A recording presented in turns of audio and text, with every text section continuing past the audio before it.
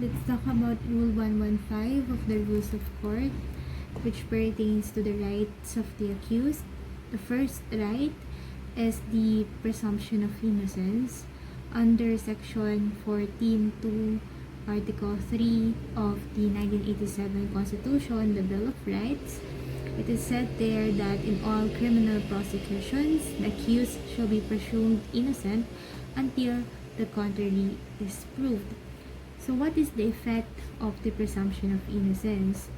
The effect is that the prosecution has the burden to prove the guilt of the accused beyond reasonable doubt. If there is any conflict between presumption of innocence and presumption in the regularity of service, the presumption of innocence prevails because it is a constitutional right embodied in the Bill of Rights. This also, when we say presumption of innocence, we should also talk about the equipoise rule.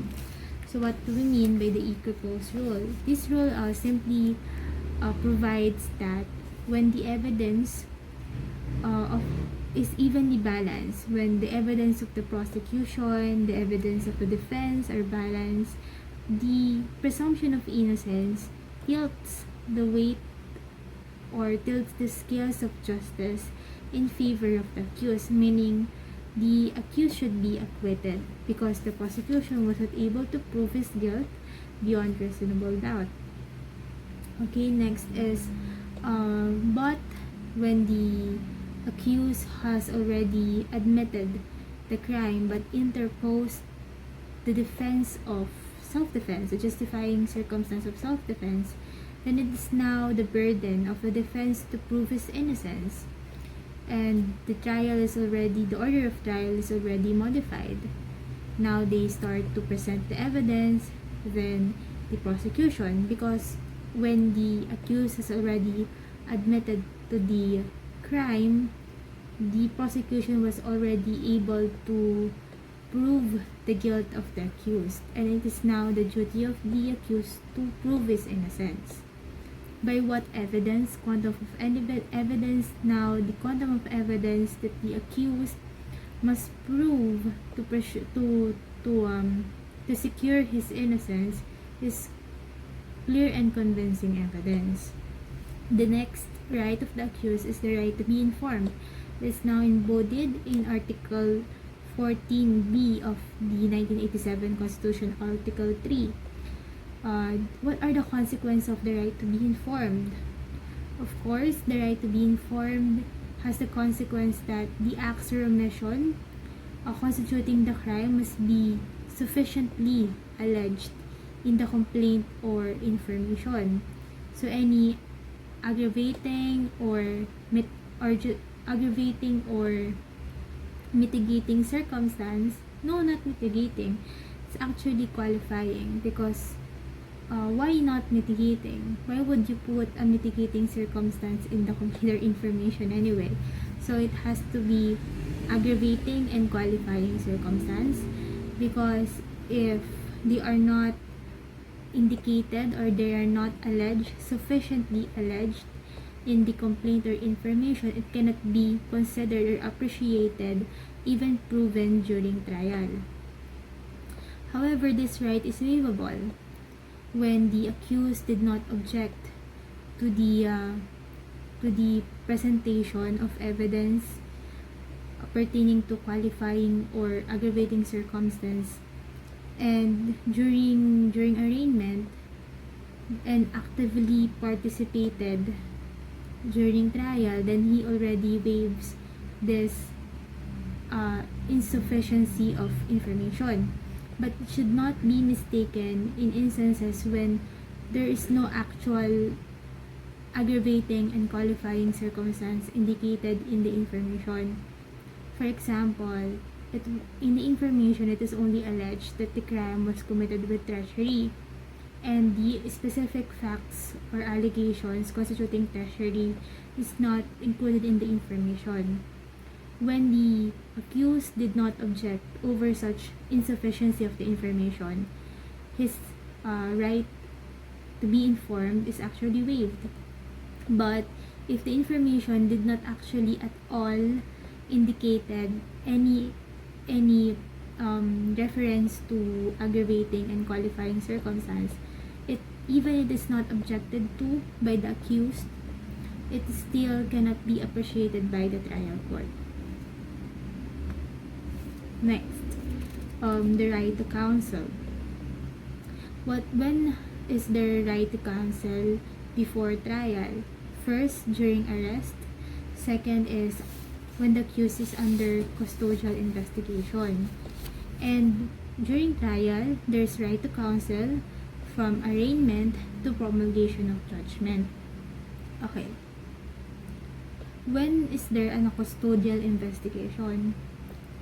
As defined, there is a custodial investigation when it ceases to be a general inquiry and begins to focus on a certain person who is taken into custody and against whom incriminating questions or is being asked by the law enforcement officer.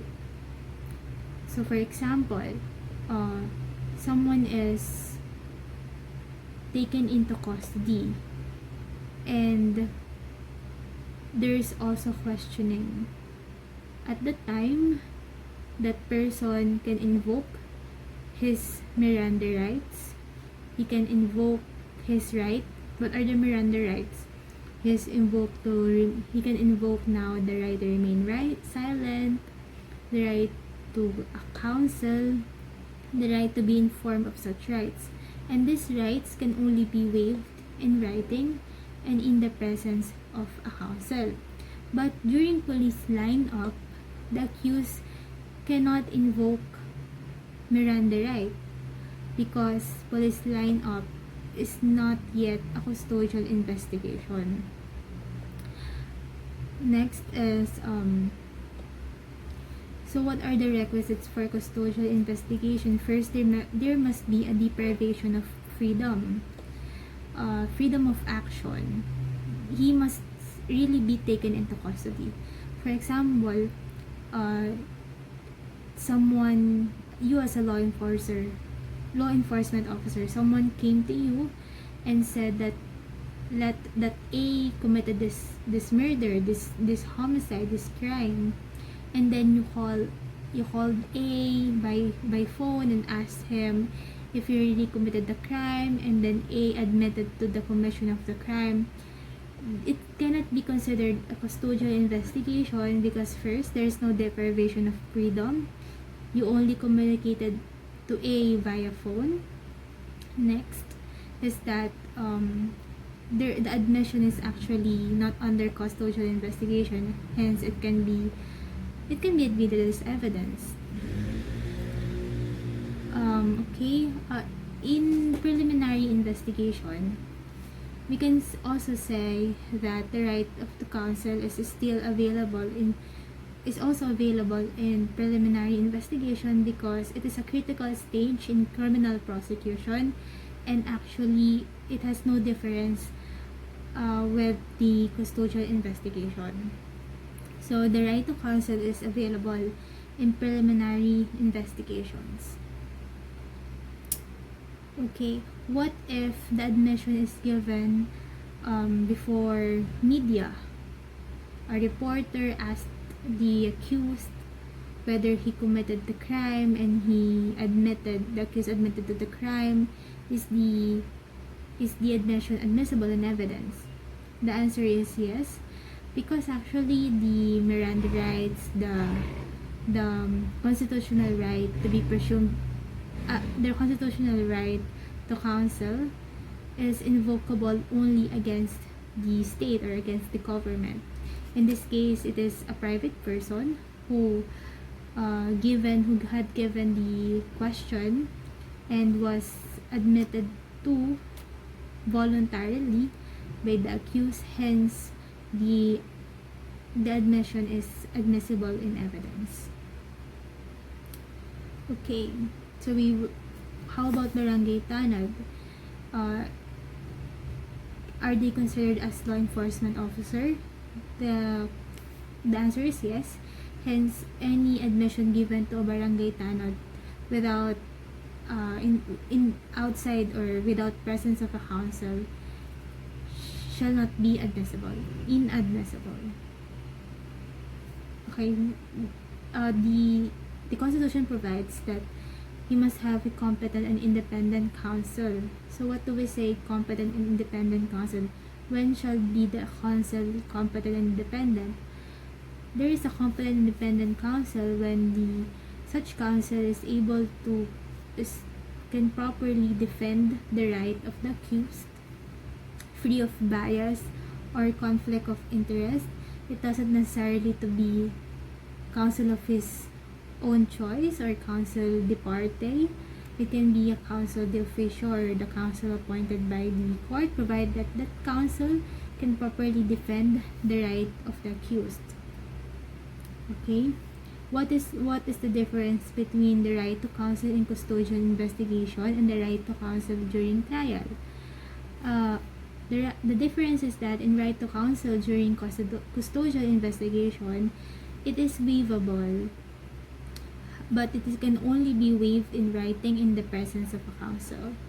But the right to counsel during trial is immutable. It cannot be waived. Okay, next is the right to speedy trial. In section 14b of Article 3, it said here that the accused has the right to have speedy, impartial, and public trial. What then is the effect if the right to speedy trial is violated? When the right to speedy trial is violated, it is tantamount to acquittal. Hence, double jeopardy shall attach, meaning the party cannot be prosecuted of the same crime twice, and that even if the dismissal is with the consent of the accused. Next is the right against self-incrimination. The jurisprudence states that the right against self-incrimination is only limited to testimonial compulsion. So, for example, you were asked to fit a glove, fit a sock, fit a pants. That's not considered right. It's not considered violation of your right against self-incrimination because that is not a testimonial compulsion. But if you were compelled to reenact the scene of the crime, or you were compelled to write your own handwriting, then that is considered as right against self-incrimination, and that is not admissible in evidence. We shall also talk about the right to be present and defend in person and counsel at every stage of the proceeding. Is this waivable? We said earlier that it is waivable, especially when it is provided in his bail. It is also waivable if the accused did not appear during trial, in which he was just notified and there's no justifiable reason for his absence. Then his presence during trial has been waived. Also, when the accused under custody escapes, that is considered also a waiver of his right to be present at the subsequent trial dates until the custody over him is regained. When can a person defend himself without the assistance of counsel? First, should be upon motion, and the second is that it appears to the court that he can sufficiently defend himself in person. Okay, here we go to the right to confront and cross-examine the witness against him at the trial. Okay, can you use for example, if there's already a testimony given in another proceeding, can you use the testimony of that witness in another proceeding to the criminal proceeding? The answer is yes, and that is in Rule 115, letter F. It is said here that either party may utilize as part of its evidence any testimony given in another proceeding, judicial or administrative, of a witness who is one out of the country or deceased or cannot be found in the Philippines with due diligence, unavailable, or in any other reason cannot be present at the trial. Then, provided that the adverse party has opportunity to cross-examine that witness, then now you can also present that testimony as your evidence. And also, we have the right to appeal in all cases allowed and in the manner prescribed by law. That's it. I think we have tackled all about rights of the accused.